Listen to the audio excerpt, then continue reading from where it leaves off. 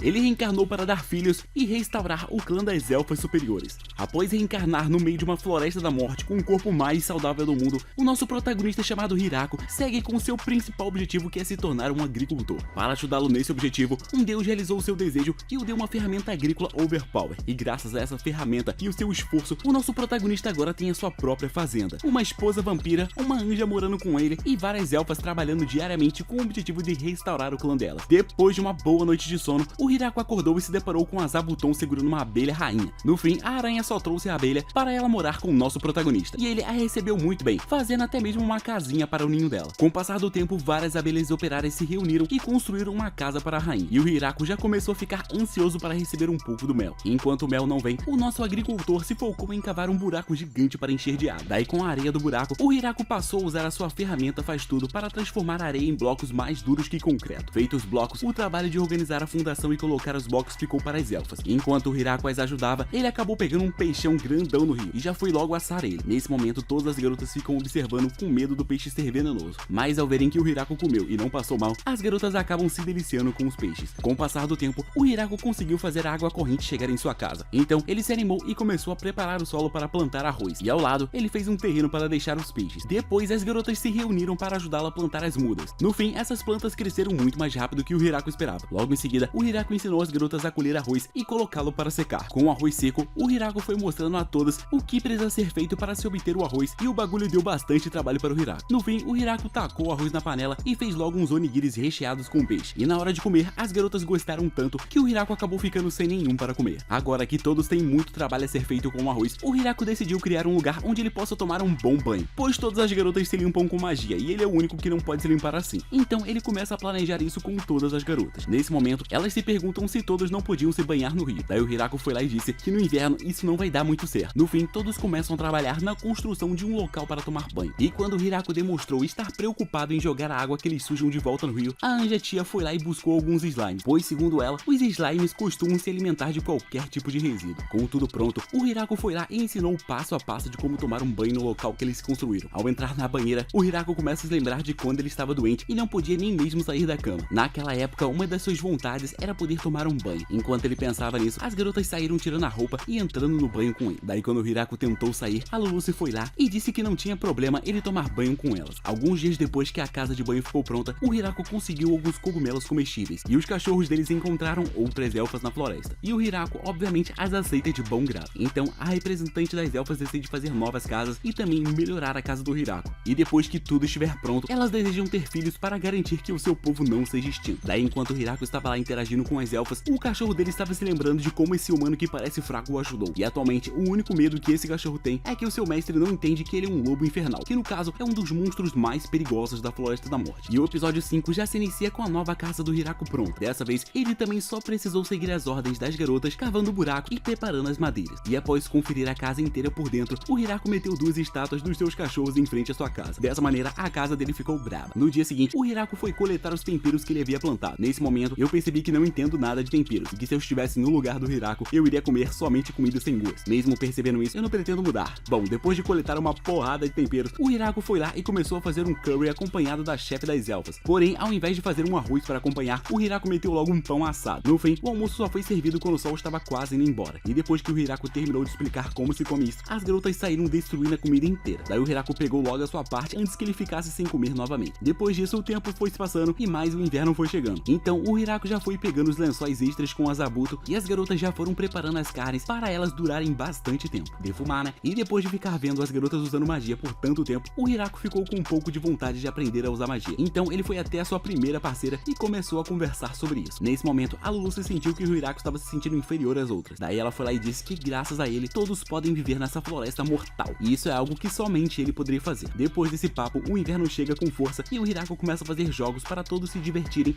até o inverno passar. Quando os jogos ficam prontos, a tia e a Luluce começam a competir. E em poucos segundos, a Luluce perde e tenta resetar o jogo jogando as peças para longe. Porém, a tia usa sua magia para fazer as peças voltarem para os seus respectivos lugares. Daí, enquanto as garotas estavam lá brigando, o Hiraku foi ver as outras pessoas que estavam jogando. Nesse momento, ele percebe que os cachorros também entendem as regras do jogo e que eles são bons ao ponto de competir uns entre os outros. Do nada, a Luluce aparece dizendo que vai jogar contra um cachorro, pois provavelmente ela não irá perder. Nesse momento, o Hiraku tentou avisar, mas ela acabou jogando e tomando uma surra. Depois disso, o Hirako começou a jogar contra o cachorro que derrotou a Lulucci para a vingar. Porém, o cachorro chamado Kuro venceu o jogo, e o Hirako ficou na última posição mesmo ele já conhecendo o jogo. Depois disso, para evitar a derrota, o Hirako foi lá e conseguiu criar um jogo de boliche para todos se divertirem. Mas ele acabou perdendo do boliche também. Bom, pelo menos as garotas se divertiram e ele também. Dessa maneira, o inverno passou e a próxima estação chegou com tudo. Daí, ao sair do quarto, todos ouviram a Zabuton tocando um alerta de perigo. Do nada, o Hirako e as garotas veem uma lagartixa voadora vindo em direção à casa deles. E quando a lagartixa voadora lança uma bola de fogo na direção deles, a tia usa uma barreira para defender a todos. Nesse momento, o Hirako fica pensando no que ele pode fazer para ajudar. As emoções do nosso protagonista em relação à sua casa e os seus companheiros foram tão fortes que a ferramenta agrícola dele se transformou em uma lança brilhante. Daí, como a única opção é lutar, o Hirako segurou a sua lança com todas as suas forças